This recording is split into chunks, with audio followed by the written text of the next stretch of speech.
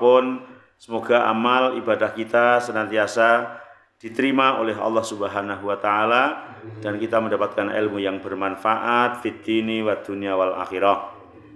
Salawat dan juga salam juga tercurahkan kepada Nabi kita Muhammad sallallahu alaihi wa alihi wasallam dan juga kepada para sahabatnya, para keluarganya serta pengikut setianya ila yaumil qiyamah. Hadirin wal hadirat rahimani wa rahimakumullah, sampai bab hukmu sholatil jamaah lin nisa. Bagaimana hukum sholat jamaah bagi perempuan. Pertemuan sebelumnya adalah hukum jamaah bagi laki-laki di masjid. Pendapat yang kuat adalah wajib kifayah, ya. Bukan sunnah muakkad. Walaupun ada juga yang mengatakan adalah wajib ain. Bahkan ada yang menguatkan wajib ain gitu ya. Tapi pendapat jumhurul ulama adalah inna sholatal jamaah fardu kifayatin, ya, fardu kifayatin. Kemudian sekarang untuk jamaah bagi perempuan. La tajibu sholatul jamaah ala nisa bi ijma'il ulama. Ulama sepakat bahwa hukum sholat jamaah bagi perempuan adalah tidak wajib, ya. Tidak wajib hukum sholat jamaah bagi perempuan. Lakin yusra'u lahunal jamaah, hanya tetap dianjurkan, sebagaimana tentang hadis yang menyatakan sholat jamaah pahalanya lebih banyak daripada sholat sendirian, kelipatannya adalah 27 kali. Itu berlaku baik bagi laki-laki maupun perempuan. Hanya untuk perempuan tidak wajib. Lakin yusra'u lahunal jamaah ijmalan.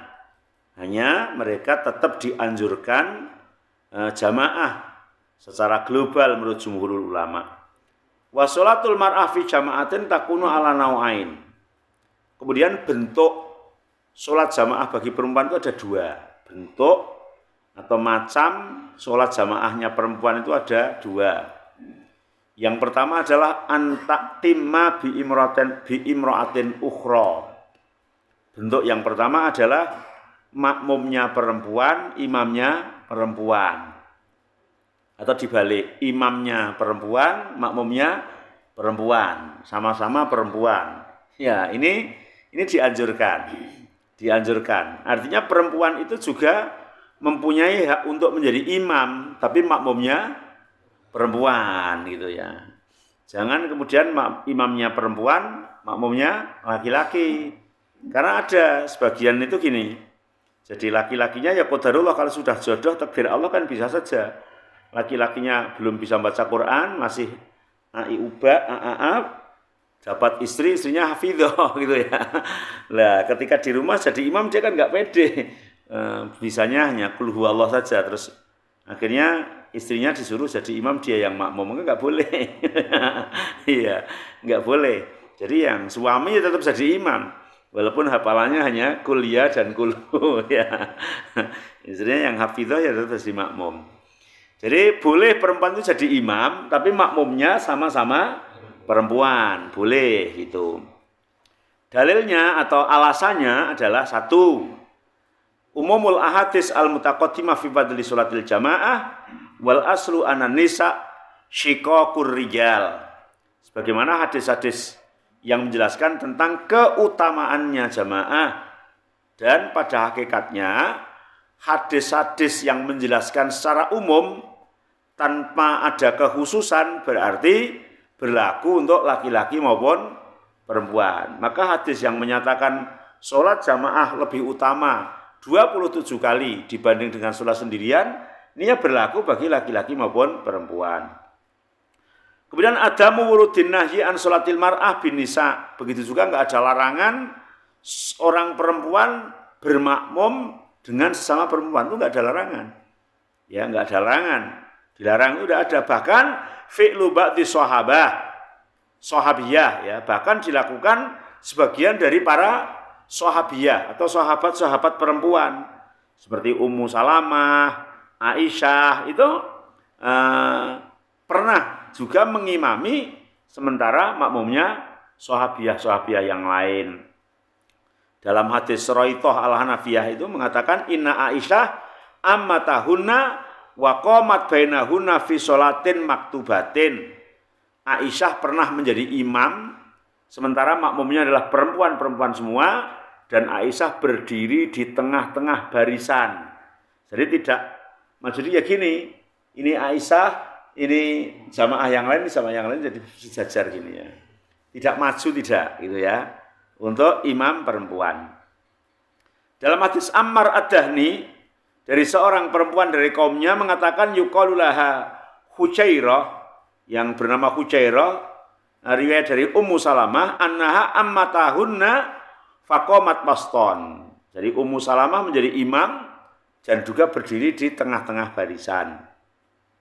Wa hadzal fi'lu minas sahabiyat ma'a adami wujudil mukhalif yadul ala masuriyati imamil mar'ah linisa. Jadi tidak adanya larangan dari Nabi, didukung dengan para sahabat perempuan juga melakukan itu, menunjukkan bahwa perempuan dianjurkan berjamaah sesama perempuan. Ya sesama perempuan. Kalau saya melihat di daerah Pekalongan dulu mungkin masih berlaku enggak sekarang Pak Sus ya, ada kampung itu ada musola khusus musola perempuan. Jadi kalau musola laki-laki sini di sebelah sana itu ada musola perempuan. Jadi kalau perempuan mau sholat jamaah di musola perempuan itu imamnya perempuan. Itu ada sebagian di kampungnya Pak Sus begitu enggak? Enggak. Belum tahu ya. Saya pernah ada berapa kampung tuh yang melihat seperti itu. Saya pernah parkir terus sholat di situ tuh di Brau itu apa? Jangan Pak, itu musola perempuan Pak gitu. Waduh, kalau di tempat yang lain itu kan paling kamar mandi perempuan kan gitu ya. Itu benar-benar musolanya itu perempuan. Oh iya ada musola perempuan ternyata di sini gitu ya. Dan ini kalau melihat ini berarti boleh gitu ya. Boleh mungkin khusus dibuat musola perempuan. Ya. Kalau di Masjid Nabawi satu masjid tapi yang dipisah. Sana perempuan, sana laki-laki gitu ya. Kemudian waqat paroda anna Nabiya sallallahu alaihi wasallam amara Ummu Waraqah. Nabi pernah memerintahkan kepada Ummu Waraqah bi antaj'ala laha muadzinan yu'adzinun laha, bahwa di kelompok perempuan itu dipersilakan ada muadzin yang azan khusus untuk perempuan, wa amaroha antu amma ahla dariha, dan diperintahkan juga untuk mengimami keluarganya. Hadis ini dhaif, tapi untuk menguatkan apa yang sudah dijelaskan di atas karena enggak ada larangan, menunjukkan bolehnya. Sebagaimana Imam Asy-Syafi'i dan Imam Ahmad bin Hanbal mengatakan seperti itu.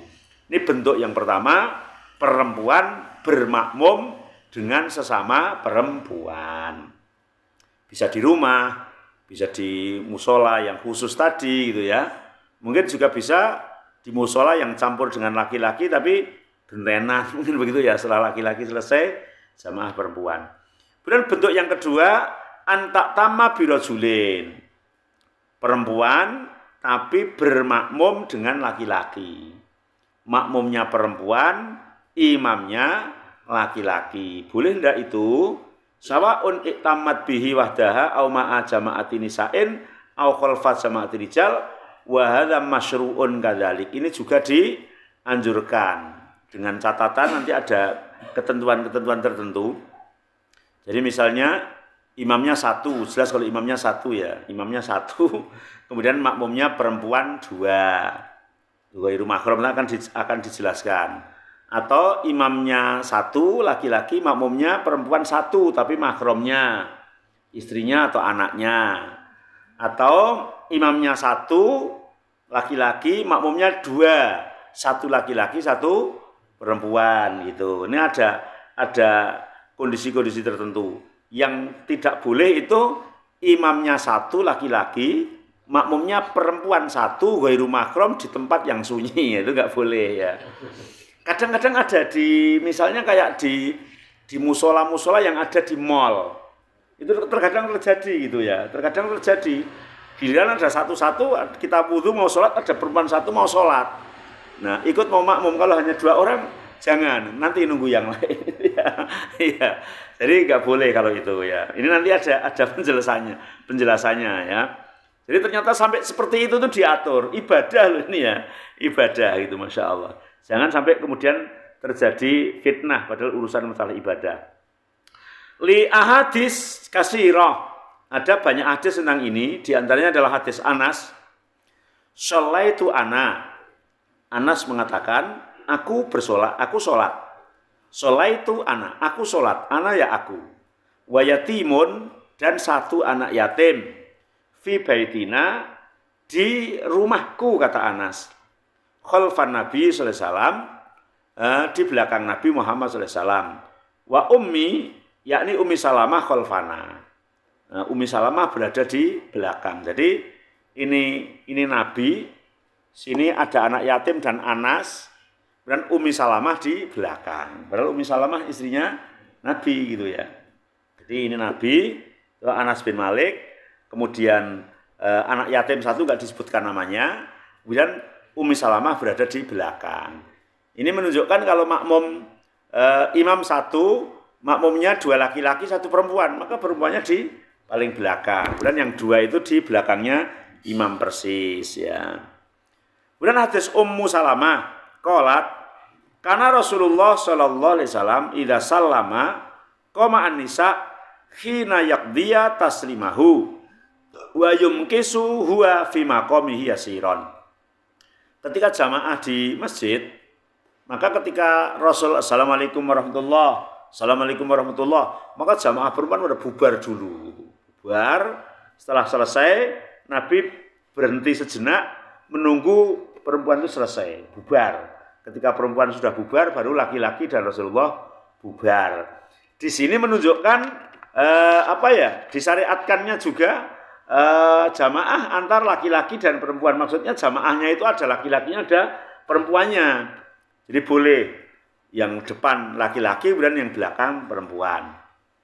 Ini penjelasan yang tadi, ada tanbihat, beberapa peringatan. Satu, yajuzu ayan faridar rajul bi zaujatihi au ihda maharimihi fayusalli biha.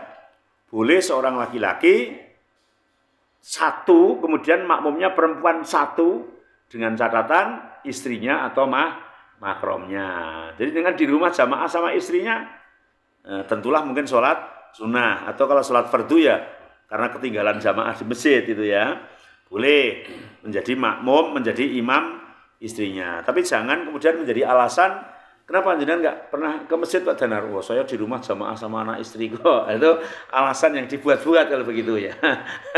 Tapi kalau sekali dua kali kadang karena ketinggalan, karena telat kan bisa gitu ya. Boleh maksudnya. Li'anahu yubahu lahul khulwah biha fi ghairi shalah, karena berkumpul dua orang laki-laki perempuan saja ketika itu mahram atau istrinya kan boleh gitu ya. Ya, di rumah berduaan sama anaknya kan ya boleh gitu ya. Sama istrinya boleh, sehingga ketika jamaah juga boleh. La yajuzu ayya umma ar-rajul imra'atan asnabiyatan bi mufradiha. Tidak boleh jamaah dua orang, imamnya satu, makmumnya satu, imamnya laki, makmumnya perempuan, tapi hanya berduaan saja. Enggak boleh. Kenapa? Karena Nabi mengatakan la yakhluwanna rajulun bi imra'atin fa inna salisahuma syaiton. Tidaklah bersunyi-sunyi dua orang, artinya satu laki-laki satu perempuan yang bukan mahram, kecuali yang ketiganya adalah setan. Yang ketiganya adalah setannya. Setannya itu mesti ngudek-ngudek lah, ganggu supaya gimana kan itu ya. Ya, makanya kemudian ada yang tanya, Ustadz, saya punya suami masih agak muda. Yang tanya itu akhwat berarti. Punya suami masih agak muda. Dan punya bosnya perempuan sudah agak tua. Enggak tahu tuanya berapa, mudanya berapa, itu hanya disebutkan begitu. Saya punya suami agak muda, kemudian punya bos perempuan agak tua. Kemudian ketika kerja luar kota, suami saya berduaan sama bosnya itu tapi sudah agak tua. Gimana gitu, boleh enggak? Ya diusahakan ada perempuan lain atau ada laki-laki lain supaya tidak hanya berduaan. Karena kalau hanya berduaan, apalagi jauh sampai luar kota, pasti yang ketiganya adalah setan. Dan tuanya kalau masih bisa bepergian luar kota masih tua, masih sehat tuh Pak. Enggak mungkin tua truyuk-truyuk sing wis pikun toh. Nah, kecuali pertanyaannya, saya masih muda, mengantar perempuan yang pikun ke rumah sakit, boleh nggak? Boleh kalau itu, kan itu ya.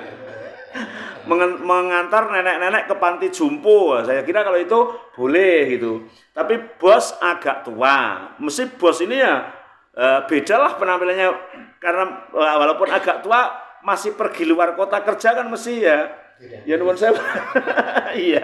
Iya, setan mesti pinter kan itu ya. Maka kesimpulannya jangan. Tetap ada laki-laki lain atau perempuan lain. Jadi perempuannya 2, mungkin lakinya 1, atau lakinya yang 2, perempuannya 1 gitu ya. Ini kadang-kadang hal yang kayak gitu kan menimbulkan fitnah yang luar biasa.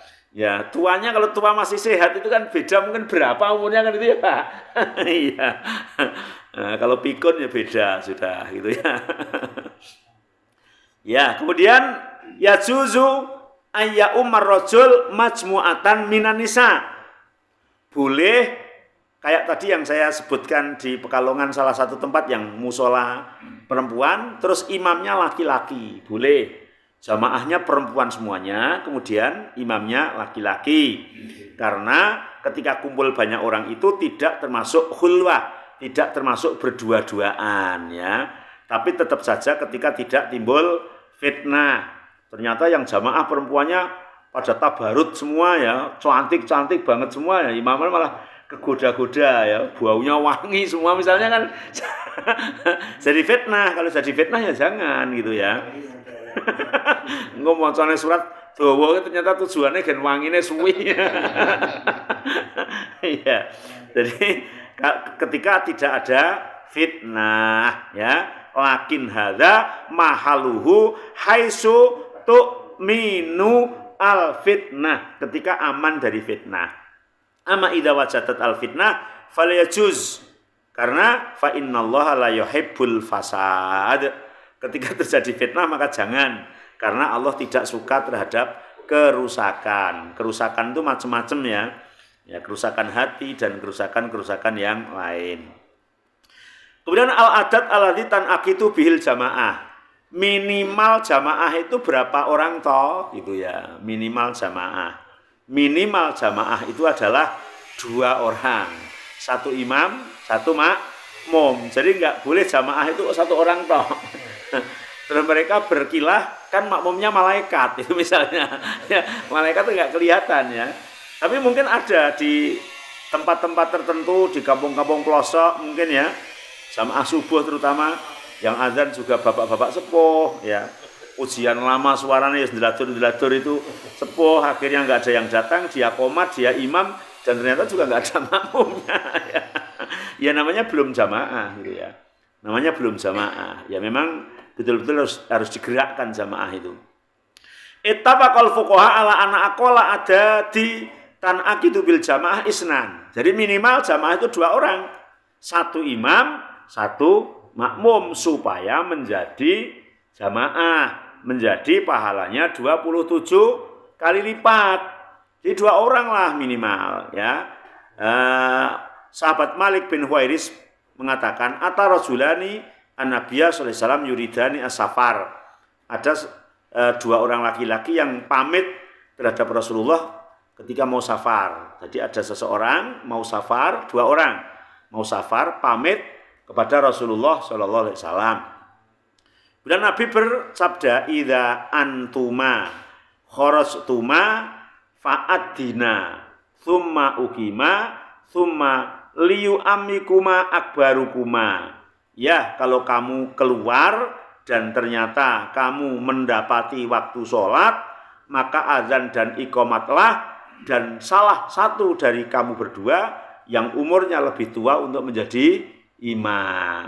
Nah, maka dari dasar ini imam ketika 2 orang, maka yang dipilih siapa? Yang umurnya paling tua.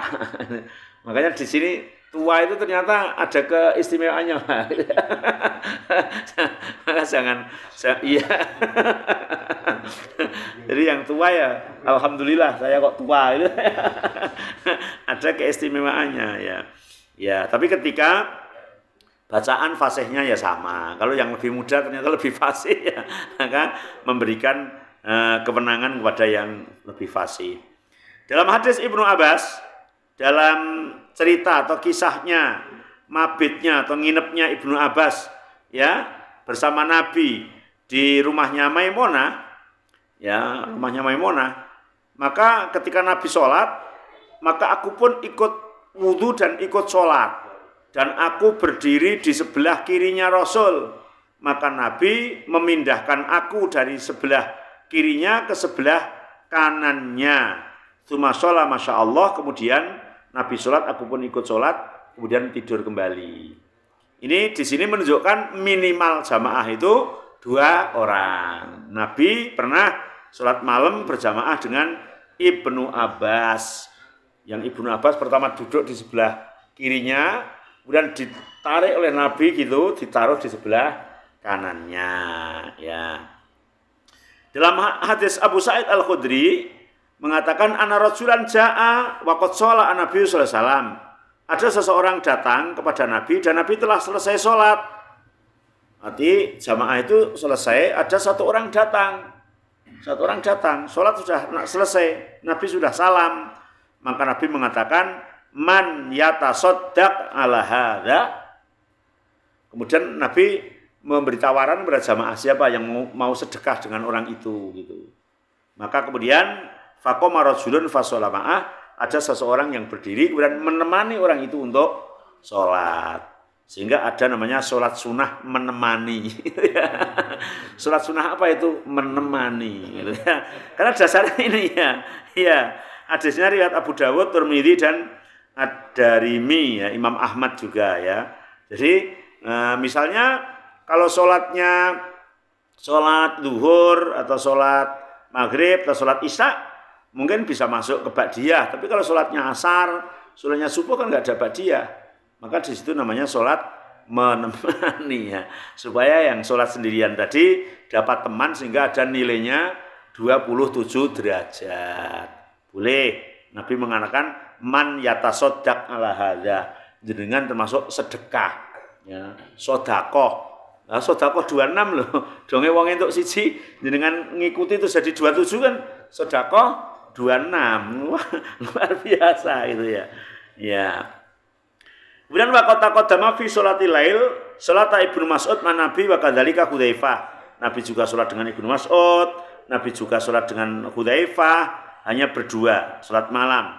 Tsumma ikhtalafa ulul ilmi fi inqadil jamaah fil faridah bisabi al-mumaziz mal imam.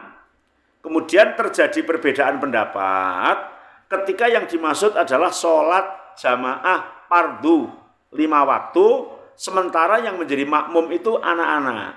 Gugur jamaahnya enggak gitu. Misal lah bapak-bapak pergi semua di musola Baitul Salam ini ya, yang ada hanya yang sepuh berarti jenengan satu tok. Nah, sama anak cucunya jenengan yang kecil, yang lain enggak ada yang datang. Istiadani barang ora teko-teko piye.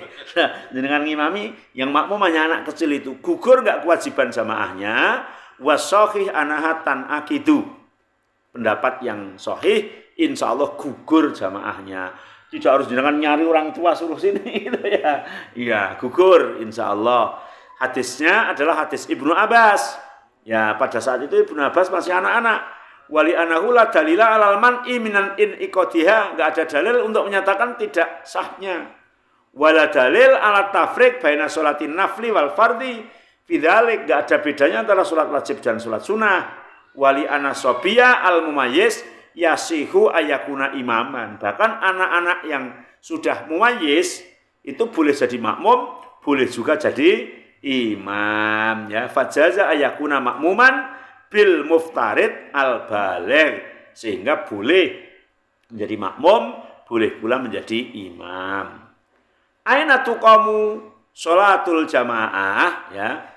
Kemudian sholat jamaah, sholat fardu terutama itu di mana ditegakkan. Artinya sholat jamaah yang 5 waktu wajib jamaah. Bagi sebagian mengatakan wajib ain, yang kuat adalah wajib kifayah. Walaupun sebagian juga ada yang mengatakan sunnah muakkad. Ini di mana gitu? Di rumah, di masjid, musola, lapangan gitu ya. Atau di mana gitu ya. Karena kan jelas di masjid. Iya, di masjid kan ketika jenengan di rumah atau di kampung gitu ya. Ya, misalnya jenengan safarnya misalnya apalah. Nah, kalau Pak Ugeng itu misalnya ke lapangan, Pak.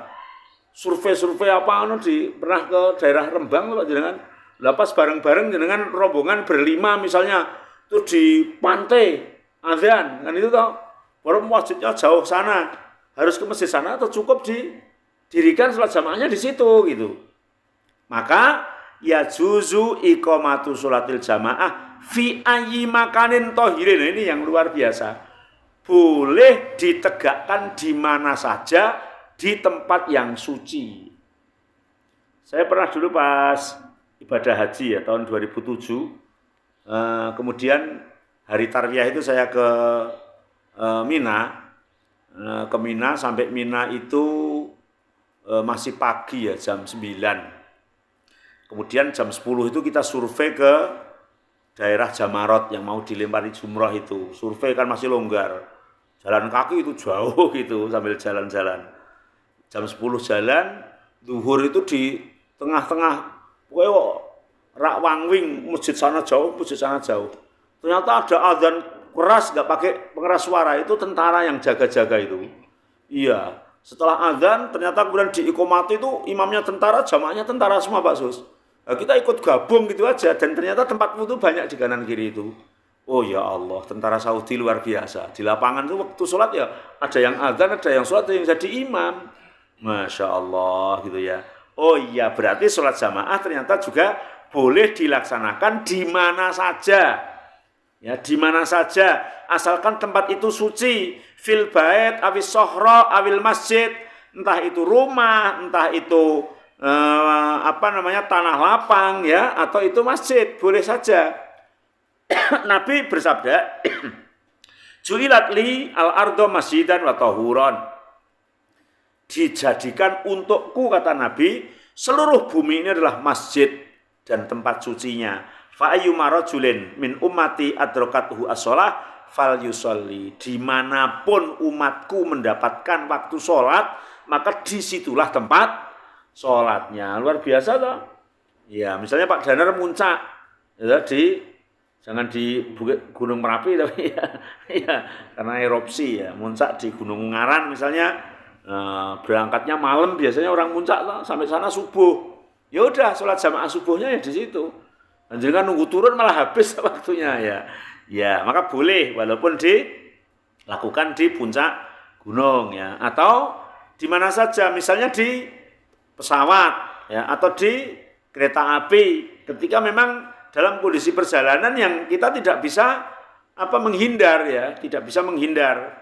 Misalnya sholat yang boleh dijamak, mungkin nanti dijamak di tempat, tapi ada yang naiknya itu belum masuk waktu sholat, nanti turunnya udah habis waktu sholatnya, ya maka ditegakkan di pesawat itu boleh.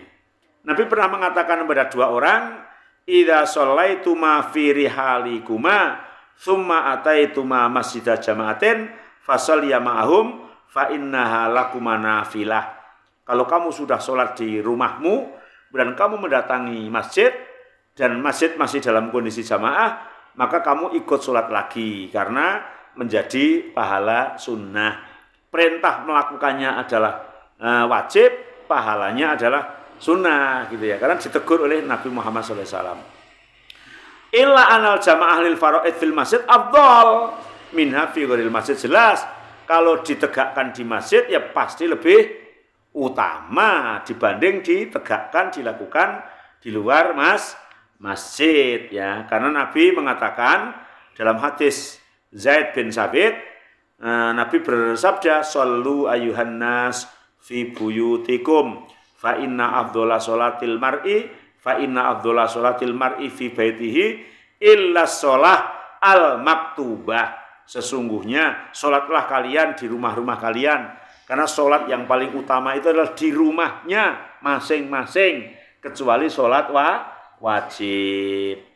Ya, tapi kadang kalau sholat qobliyah ba'diyah itu dilakukan di rumah itu lebih utama, tapi ketika aralnya banyak, ya daripada tidak melaksanakan ya dilaksanakan di masjid gitu. Misalnya jenengan habis sholat isya, udahlah mau ba'diyahnya di rumah utama. Sampai rumah ketemu putune, ketemu apa, terus ketemu kopi, ketemu iki. Akhirnya jadi lupa, nggak jadi ba'diyah loh. Nah, maka lebih baik dilakukan di masjid aja, pulang sudah bebas itu ya. Tapi kalau betul-betul memang bisa dilakukan di rumah, lebih utama. Atau qobliyah, ya, qobliyah. Sudah wudu, kemudian sudah azan, dengarkan azan dari rumah, kemudian baru sholat. Setelah sholat qobliyah baru pergi ke masjid. Tapi ketika rumahnya agak jauh ya dari situ, sholat qobliyah di rumah, jalan ke masjid sampai masjid malah sudah salam misalnya jamaahnya. Ya kalau begitu ya qobliyahnya di masjid saja. Ya lihat kondisi. Tapi kalau memang bisa dilakukan, terutama mungkin yang rumahnya dekat-dekat ya dengan masjid, mesti bisa disetting untuk qobliyah dan ba'diyah di rumah. Kalau enggak ba'diyah qobliyah ya di rumah tahajud ya, di rumah sholat duha, di rumah sholat witir, di rumah sholat-sholat sunnah yang lain itu dilakukan agar rumahnya menjadi terang. Karena Nabi mengatakan nawwiru manazilakum bis sholati wa tilawatil Quran. Terangilah rumahmu dengan sholat-sholat sunnah dan membaca Al-Quran. Karena walaupun listriknya wattnya besar, kalau nggak pernah buat sholat dan baca Quran, gelap itu hakikatnya ya. Ya hanya terang dohirnya, tapi di dalamnya gelap. Sehingga terkadang rumahnya ya tidak begitu rumahnya mewah, rumahnya bagus, tapi terkadang penghuninya nggak begitu nyaman di rumah itu ya. Karena mungkin diganggu oleh setan dan lain sebagainya. Itu bahkan di hadis yang lain, latas alu buyutakum kuburon. Ya, jangan sampai rumahmu itu dijadikan seperti kuburan ya, yang konsekuensinya kuburan itu nggak ada sholat, nggak ada baca Quran. Nah, di rumah digunakan untuk sholat sunnah dan baca Al-Quran. Wali ana iqamatiha fil masjid fi idharu syair wakas rotul jamaah, dilaksanakan di masjid terutama adalah sholat fardu, yaitu menjadi syiar Islam dan menjadi jamaahnya lebih banyak. Ya kalau di semuanya jamaah di rumah masing-masing terus gimana gitu ya. Masjid dibangun larang-larang, malah saya pernah lewat di daerah mana tuh masjidnya dan luar biasa. Jadi saya melihat kubahnya dan menaranya. Kubahnya tok dan menaranya itu tak buat musola di tempat kuno sudah mewah banget mungkin Pak. Itu baru kubahnya sama menaranya. Menaranya itu kadang dua tinggi banget itu. Nah, jamaahnya ngomong loro, ngomong telu kan ya eman-eman toh, biayanya banyak kan. Sing jariah itu kan kurang begitu mendapat hasil yang luar biasa gitu. Kan lebih baik sederhana saja tapi makmur gitu ya, jamaahnya banyak. Lebih-lebih tempatnya nyaman, baik, jamaahnya banyak. Nah, itu ya lebih-lebih kan gitu ya. Jadi merupakan syiar Islam. Ya apalagi di sholat-sholat tertentu ya kayak maghrib sama subuh misalnya ya. Masuk maghrib kok sing jamaah kadang kerentil iki wong muslimnya pirang persen itu toh. Nah, nek subuh ngono kudu digerakno terus itu ya. Iya, itu. Wali anna bi iqamatiha yahsululahu fadlul masyi ilal masjid.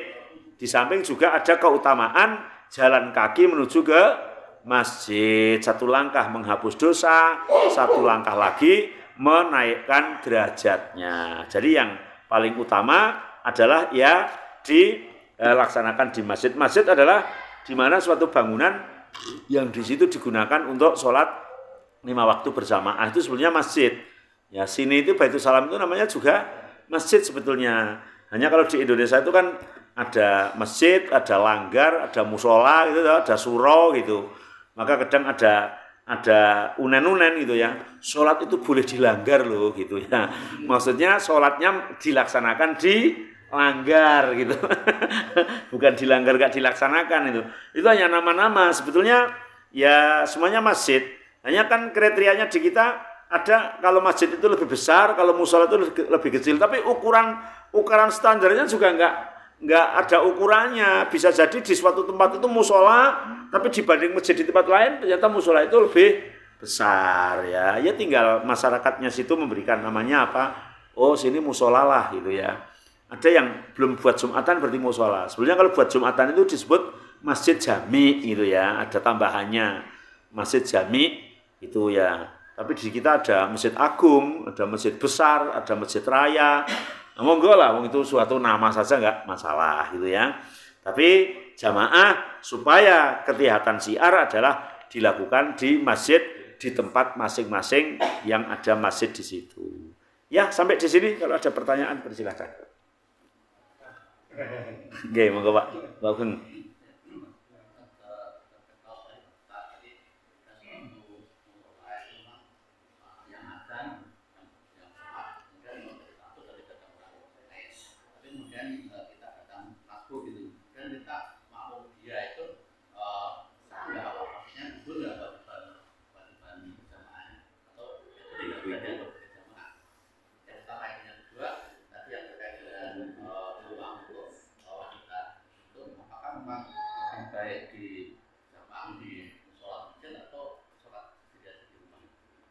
Insya Allah, yang pertama insya Allah gugur ya, gugur. Jadi kita tamu mungkin kita apa gitu dah ya, jamaah ke situ ternyata satu orang imamnya, imam saja.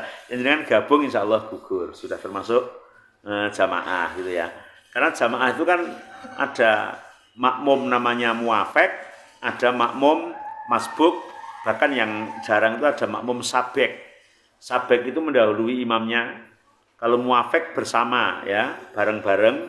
Kalau masbuk adalah datang belakangan. Tiga-tiganya semuanya dikategorikan sebagai orang yang melaksanakan jamaah. Untuk pertanyaan yang kedua, itu memang antara dalil satu dengan dalil yang lain itu sebetulnya tidak kontra, tapi di situ menunjukkan tanawuk ya, melihat situasi dan kondisi ya. Nabi mengatakan utamanya perempuan sholat itu di rumahnya, ya. Tapi para sahabat-sahabat perempuan itu juga pada datang ke masjid jamaah bersama Nabi gitu ya. Bahkan Umar mengatakan jangan halang-halangi perempuan pergi ke masjid. Maka ketika dilihat beberapa dalil itu menunjukkan di situ tanawuk. Tanawuk itu melihat situasi dan kondisi gitu. Melihat situasi dan kondisi. Satu, misalnya datang ke masjid itu justru hanya menjadikan kegaduhan, menjadikan fitnah, menjadikan suatu hal sholatnya menjadi tidak khusyuk. Maka dalam kondisi seperti itu maka perempuan wanita itu lebih baik sholat di rumah gitu. Nuwun sewu banget misalnya ada sholat tarawih di masjid atau di musola.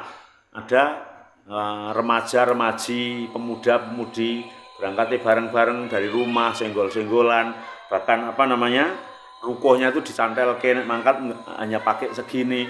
Itu tidak mengesankan bahwa anjuran jamaah itu yang seperti itu. Kalau seperti itu ya udah lebih baik di rumah aja gitu ya. Apalagi sampai masjid malah jadi nggak karu-karuan kan gitu ya. Itu ada, artinya suatu tempat itu ada yang bentuknya memang kayak begitu gitu ya.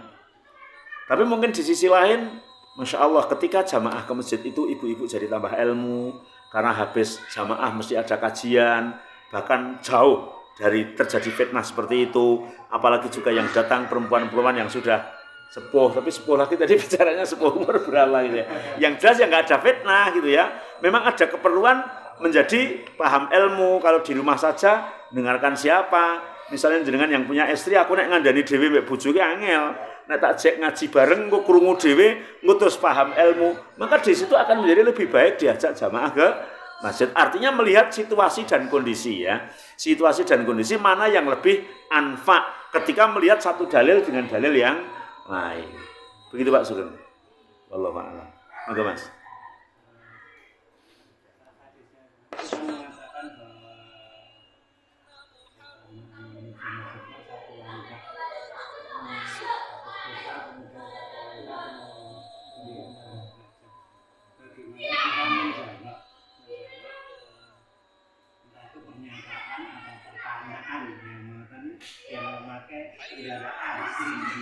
Maksudnya gini, agar jawaban itu bukan sekedar candaan, kan banyak kan yang ini yang dijadikan candaan gitu, dan juga bukan jawaban yang mengada-ada tanpa ilmu gitu.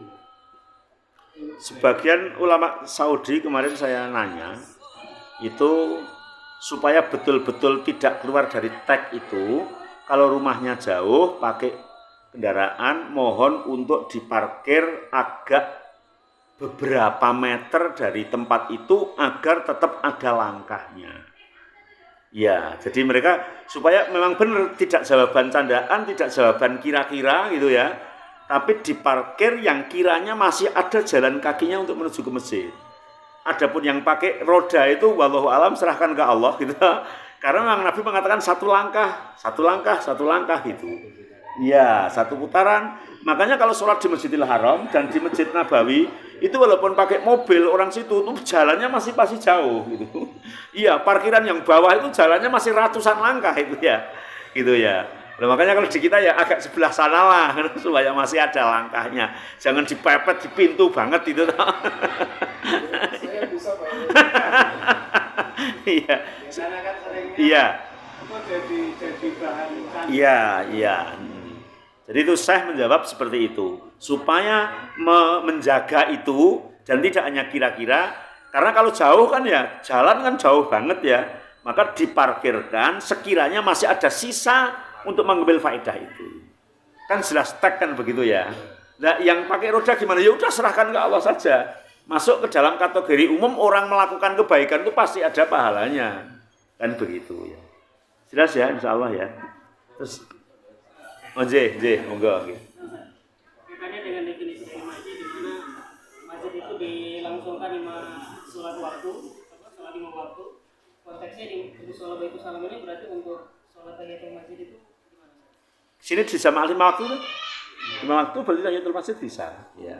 Asalkan tempat itu digunakan sholat jamaah 5 waktu sudah namanya masjid itu. Makanya terutama di kantor-kantor itu ada yang hanya jamaahnya zuhur sama asar, maghrib, isya, subuh tidak ada, itu belum boleh disebut sebagai masjid itu.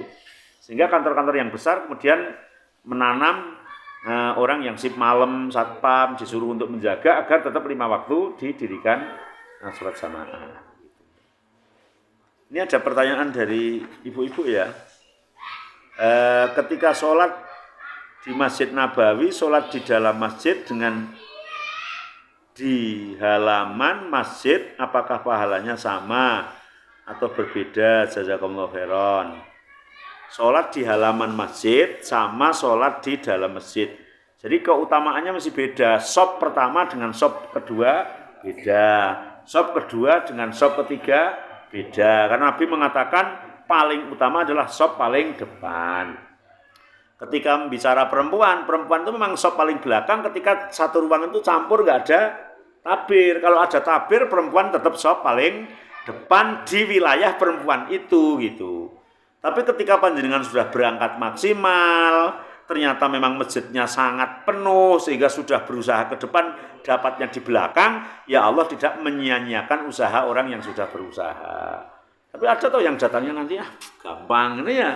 Di belakang ya mesti untuk belakang gitu ya. Pahalanya ya pahala terbelakang gitu. Iya. Doa apa yang sebaiknya dibaca ketika sujud? Kalau doanya doa ibadah, ya doa-doa yang telah ditentukan dalam sholat itu. Subhana rabbiyal a'la, kemudian subuhun kudus, rabbul malaikati warruh, kemudian doa Allahumma gfirli dzambi kulahu wa dikahu wa jilahu. Itu yang contoh-contoh dari Nabi. Tapi kalau doa yang dimaksud adalah doa permintaan, ya sesuai permintaan jenengan punya butuh apa, punya hajat apa yang mendesak. Nuwun saya misalnya utangnya banyak orang lunas dijaluk dengan sak sedene sujud ya boleh gitu ya.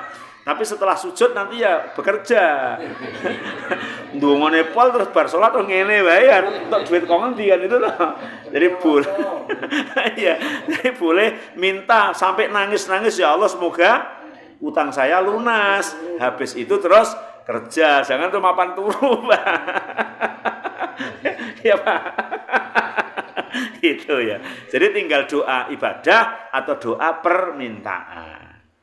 Begitu. Oke, monggo Pak. masalah jamaah ingin saya tanyakan kalau ada anjing itu gimana? Masya Allah. Pertanyaan yang luar biasa nih, banci yang dimaksud sah jadi imam enggak kan itu ya? Ya jamaahnya posisinya. Oh posisinya, Masya Allah ya. Ulama fikih nggak tahu kalau penelitian psikolog ya, kalau penelitian ulama fikih, terutama di fikih Syafi'iyah, itu ternyata sama bahwa banci itu dibagi menjadi 3, Pak. Banci laki-laki, banci perempuan, dan banci yang susah dihukumi. Banci laki-laki itu banci yang cenderung lebih banyak ke laki-lakinya. Mungkin kalau di persentase 60% laki-laki, 40% perempuan jiwanya. Ini masuk ke dalam kategori banci laki-laki. Kemudian banci perempuan, 60% itu perempuan, mungkin jiwanya, jenis kelaminnya itu tuh. Kemudian 40% laki-laki. Maka masuk ke kategori perempuan gitu. Jadi ya kita tinggal gimana ya, tapi kita harus neliti gitu ya. Yang ketiga itu banci yang ulama fikih menyebutkan sebagai khunsa muskil. Khunsa muskil itu banci yang sulit. Jadi memang kadar kejiwaannya itu 50-50, Pak. Ya 50%, 50%. Bahkan katanya ada yang jenis kelaminnya 2. Jadi ada jenis kelamin laki-lakinya, ada jenis kelamin perempuannya. Kalau begitu, maka ternyata dia itu sulit sehingga dia hanya disuruh atau dianjurkan sholat sendirian, tidak jamaah dengan perempuan dan tidak jamaah dengan laki-laki gitu. Ya wallahu alam ya, Masya Allah, ada hal yang memang seperti itu. Kalau yang banci cenderung ke laki-laki maka jamaahnya kan ke laki-laki, yang cenderung ke perempuan kan ke perempuan. Tapi ini muskil ini jenis kelaminnya itu terkadang yang hidup laki-lakinya, terkadang yang hidup perempuannya, kan sulit toh. Arab kumpul sapa ngono jaran. Sehingga ulama fikih sampai mengatakan ini enggak sah nikah sama siapapun itu. Wah, ya sulit itu ya. Nah, Masya Allah ya.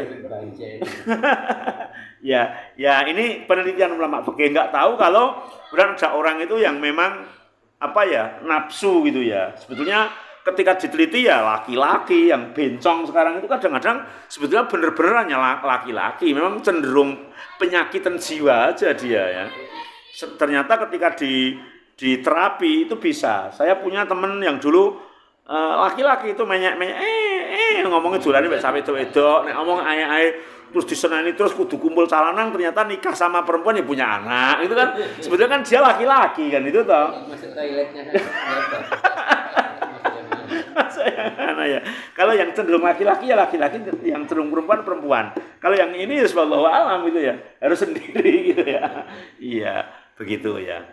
Begitu ya, Pak? Wallahu alam. Monggo Pak Danar. Kalau kita berbicara istri misalnya, posisinya itu dengan laki kan berjajar, atau dengan istri itu di belakang lurus atau berjajar atau di belakang. Di belakang. Belakangnya imam persis. Kalau jenengan hanya berdua sama istri, maka istrinya di belakang. Yang berjejer adalah ketika imamnya laki, makmumnya laki, satu. Atau imamnya perempuan, makmumnya perempuan. Baik makmumnya satu maupun banyak. Itu berjejer. Kalau imamnya laki, makmumnya perempuan, walaupun makmumnya satu, maka berada di belakang. Nanti akan dibahas secara terperinci insya Allah. Cukup? Satu lagi, nggih, monggo Pak. Ini rada kamu tapi saya biasanya kemudian ada makmum yang kita itu Ngentut. Nggih.